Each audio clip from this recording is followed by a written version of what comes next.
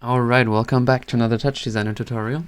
And in this one we're going to be working with typography.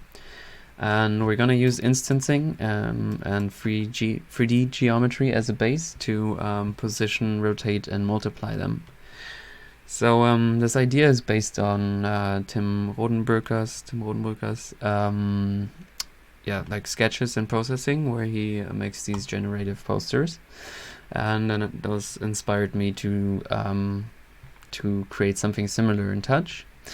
And this is like running on the resolution of a 150 dpi A4 right now, so this could technically be printed. Alright, so I'm just gonna show you very quickly 3 examples that we're gonna do. So this is one of them. The grid as a base is another one, and we could also make them move kind of like particles. And the third one is a tube kind of shape, so we can also really easily change the amount of text being shown, which is very cool, I think. So alright, let's get started. I'm just gonna quickly copy this and delete everything. Alright, so we are going to start with a text top, and that's kind of going to be the basis of it all. So as in my example, I'm going to type in generative design here, and I'm going to change the resolution to 3000 by 500, because I kind of noticed that this, or found out that this is a good size to work with. So I'm going to change the auto size font here to like auto fit always. And now with the font you have 2 ways to select a font. You can either just take one from this huge drop down list, which kind of contains most of the fonts that you have installed on your machine. I don't really understand why there's some not being shown, but you can then just select them here with the plus sign, and yeah. So I'm just gonna insert the path here from the example and use this font here. So this is serif font. Maybe you want to have one without serifs. Alright, so we're done here. I'm just gonna add a transform, because as you can see here now with the auto fit always on, this is going to almost the edge there. So I want to have a padding there always, so I'm gonna change the scale to 0.9, and now it's like nicely in the center, whatever we're like putting in there. Also with like longer stuff. Alright, so now I'm gonna add a null here, which I'm going to call texture. Actually, let's just call it color map, because that's what it's gonna be. Alright, so the idea behind this is that we're using this text on a as a material on a rectangle. So what we need to do for that is create a rectangle. So I'm just dropping that in here, and we want to have this in the same dimensions as this. So this is like 3.5, 3000 by 500. So what we can do is just right click on the resolution here, copy this parameter and paste it on here, and say, yeah, paste reference. And now we can just, because it's way too big now to work with, we can just divide it by 1000, and then we have nice sizes to work with. And now we can technically change the resolution here, and then it's gonna be the same there. I'm gonna transform this and just make it a bit smaller even. So here we're just kind of putting it into this size, like into the right aspect ratio, and here we're just making it a bit smaller so we can work with it better and with the instances. Alright, so I just connected this to Geo, and I'm gonna turn the instancing on the Geo, because that's what we're gonna need. Alright, so we also want a camera, and I'm gonna zoom that in a bit. So I'll just change this 5 to a 3, and yeah, insert a Fong material. Alright, so this Fong material, I'm gonna parm material this on here, and I just made a verb out of that. And I'm going to drag this color map on here and say parm color map. So now you can already see the text being shown on the rectangle, but you can also see this black background behind it and that it's not very bright. So we want to change both of that. So I'm going to change the diffuse to 1, the specular to 0, and the constant here to 2. So we really have like this bright white. And I'm going to go to the comment page here and turn the blending on. So now you can already see the black background fading away, like going away, disappearing. But these lines are still not being shown, like there's still something there. So we want to select the destination color and change that to like 1 minus source color and turn off the depth test. So now we have this really completely transparent text there based on this rectangle, and we're gonna base its position and everything on 3D geometry, which I'm gonna get to in a second. Alright, so now I'm gonna insert a render here. So what we want to do here is change the resolution. So about the resolution, as I said, this was a DIN A4 format, so there's different kind of pixel sizes to achieve that. So just Google that. For 150 dpi, which I'm gonna take now, we need this size. So 1240 by 7054. And just Google the pixel dimensions that you want for the final, if you want to print this or something.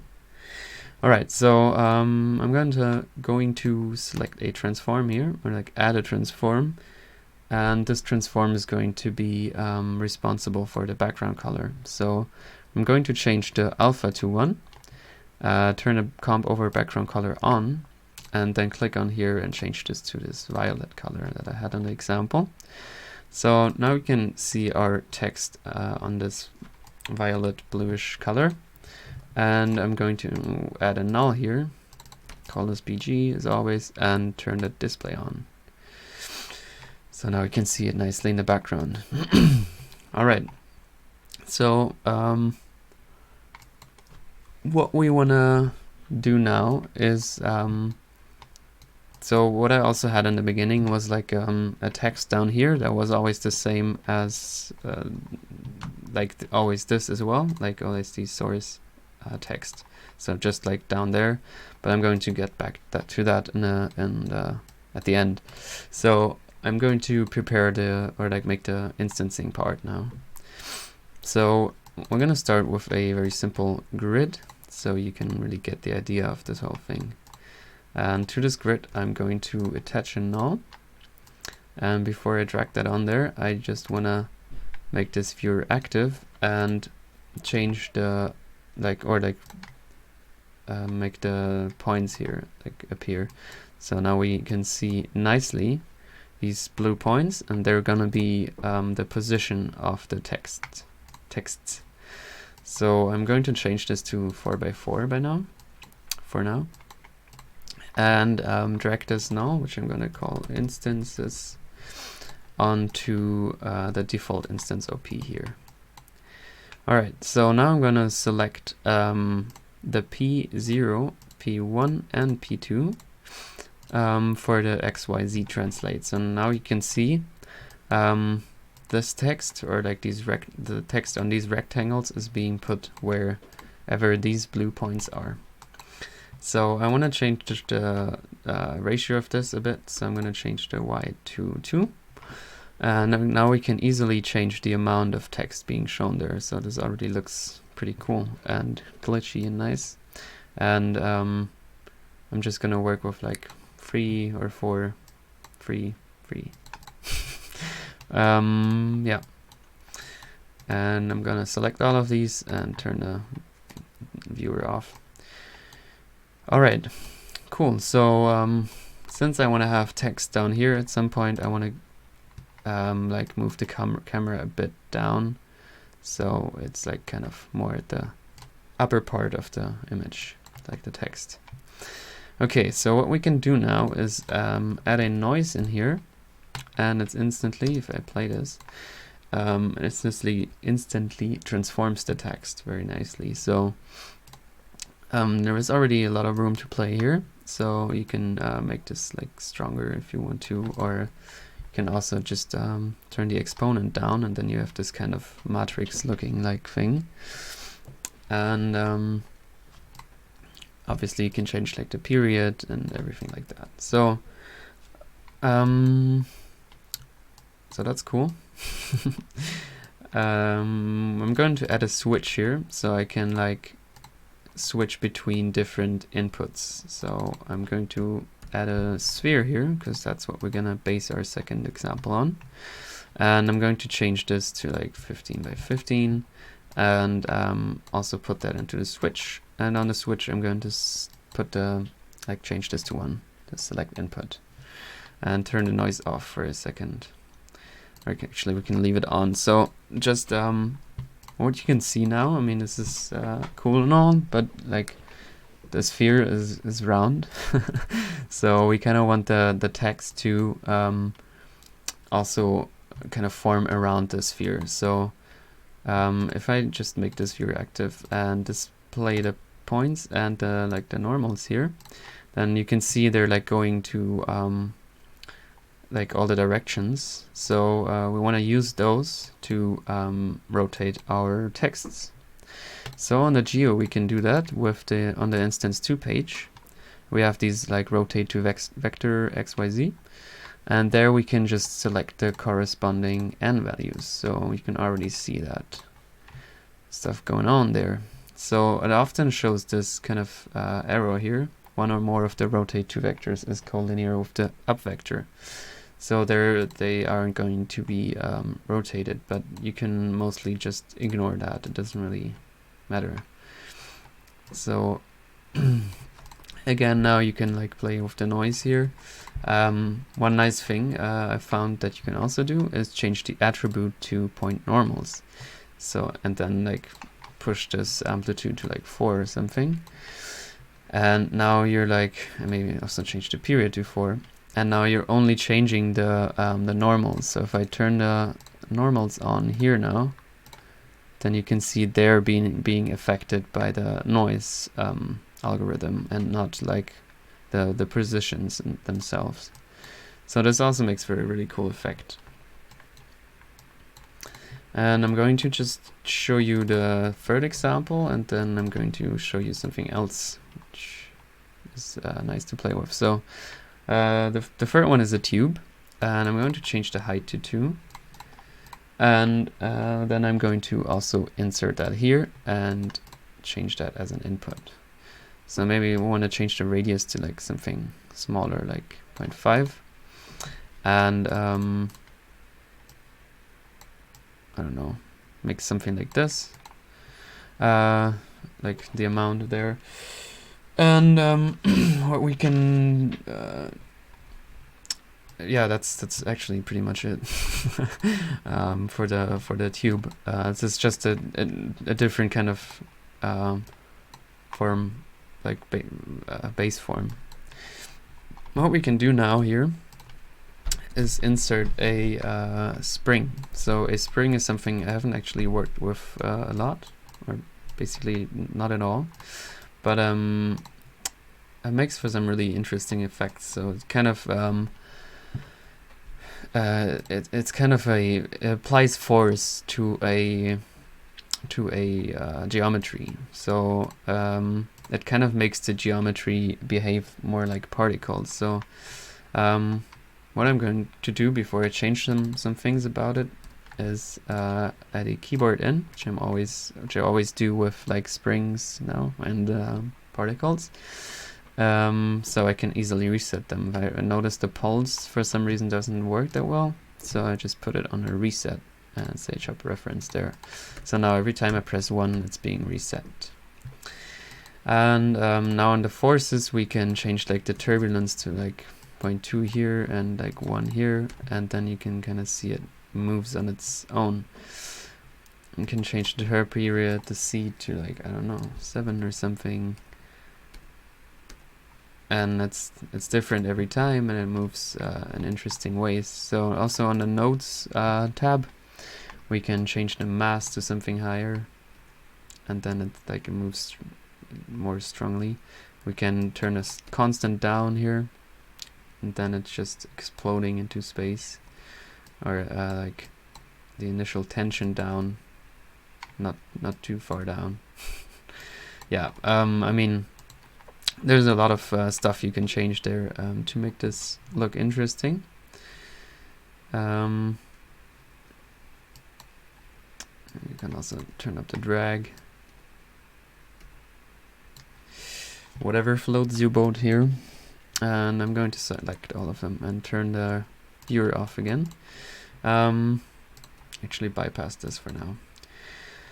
Alright, so before I get to the last part, so really try out all kinds of different geometries here. You can do just so you have some inspiration. Use a copy sub, for example. You can make some really nice stuff with that. Use a twist sub, or like with grids and copy and sphere and copy. You can really make some really nice forms there, and combine that with different noises or springs, or I don't know. It's also a fractal sub, so try out different subs. I think this is a great place to do so.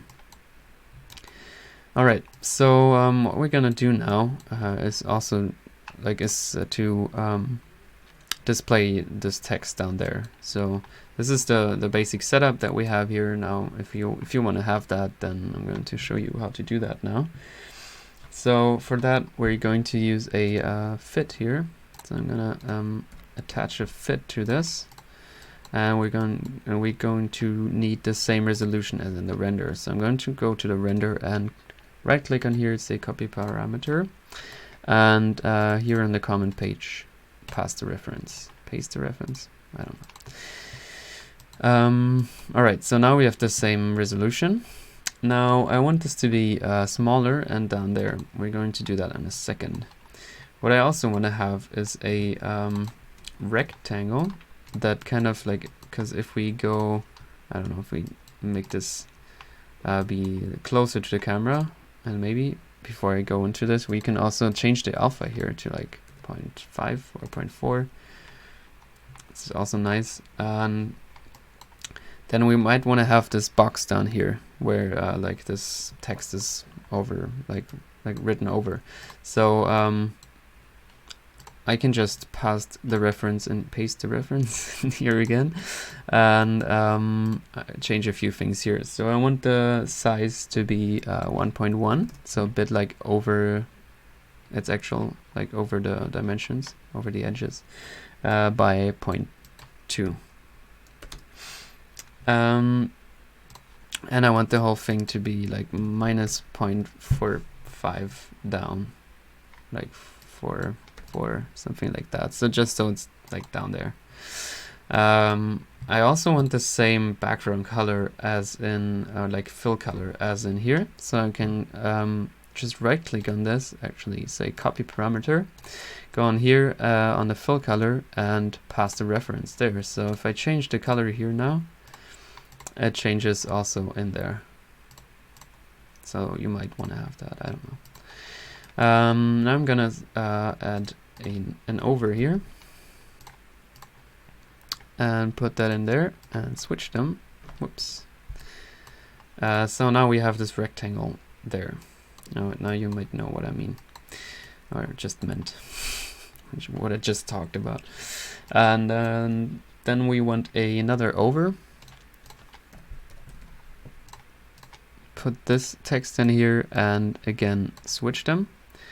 And now I want to like scale this down to 0.25 by 0.25, and also put this down there. So like just type in minus 0.444 in there, or like for 3.5, I don't know. So it's like kind of centered there. Alright, so now whatever we type in here, so whatever we type is now also down there and in there, and it's all cool. Yeah. So I think that's about it. I could change the like font here now and have like this, I don't know, or like and this font. Oops. So it's now centered there again, and yeah, make more of them. Yeah, it's really fun to play with, I can tell you that. Alright, so I think that's pretty much it. As I said, really get crazy with all different kinds of geometry. And if you want to print this, feel free to do so, because you can maybe make some cool kind of typographic posters. And also you could you know, add like I don't know, shapes to this with instancing, or like I don't know, just lots of noise, because that's always great, to make like actual completely like generative posters, not just with typography, and be creative in these weird corona times. Alright, so I hope you enjoyed this tutorial, and I'll see you very soon. Also, by the way, I have a Patreon where you can download all the files of my videos and some extra content, and if you just want to support me, you can just give me money. Anyways, have a good day, and I'll see you soon.